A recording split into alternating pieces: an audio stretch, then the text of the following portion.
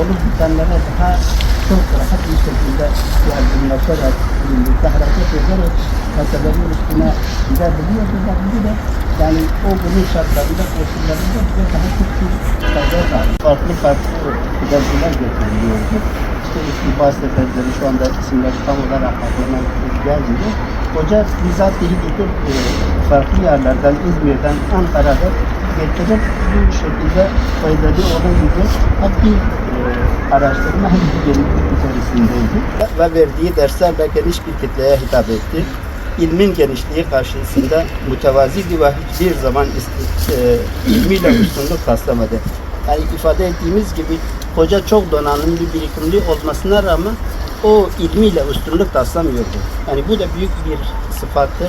Bazıları da görüyorsun birkaç tane kelime verilmiş veya birkaç şey biliyor. Bakıyorsun onunla başkalarına üstünlük taşlamaya çalışıyor. Bu da hoca böyle bir insan değildi. Çok daha geniş, çok daha mütevazi bir insandı. O ilmi onu mütevazileştirmişti.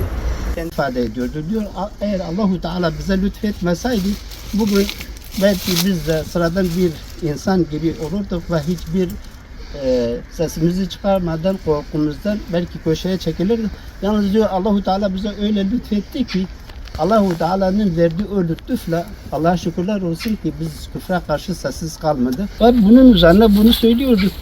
Diyordu hiçbir zaman yani yaptığınız meziyetleri, yaptığınız işi kendi üzerinize almayın. Bu Allahu Teala'nın bir lütfu bugünkü şartlarda da cemaatin bize öğretileridir ve bu şekilde meseleye bakarsanız hep bir daha bir güzel olur diye sürekli bunu bize ifade ederdi.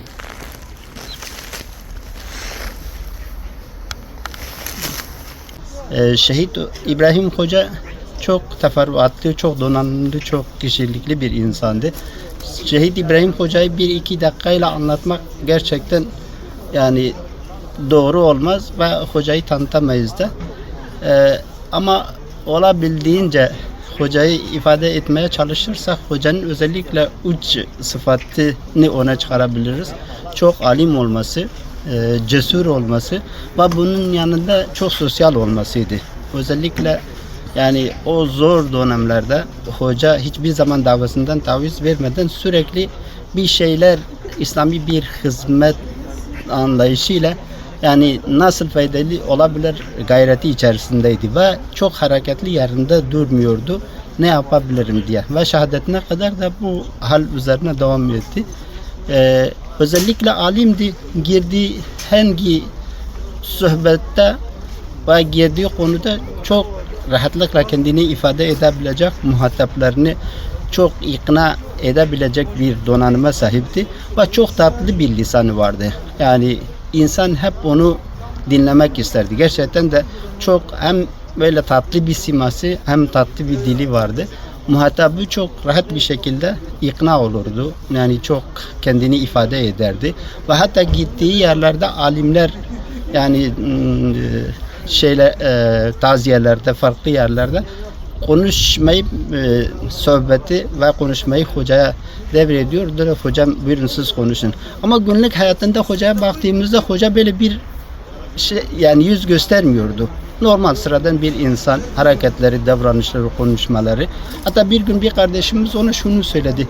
Dedi yani abi biz normal günlük hayatında seni dinlediğimizde yani konuşman sıradan bir konuşma ama sohbet yaptığında çok farklı bir yani lisanın var, güzel bir hitabetin var. Bunu nasıl yani karşılaştıralım? O da şunu ifade etti. Yani gerçekten de mütevaziydi, kendi hayatında da mütevazi. Bu benim kişiliğimden çok ilmin bana yani verdiği bir yani süstür. İlmin beni tezyin ediyor. Yani o beni konuşturuyor şekilde kendini ifade etti.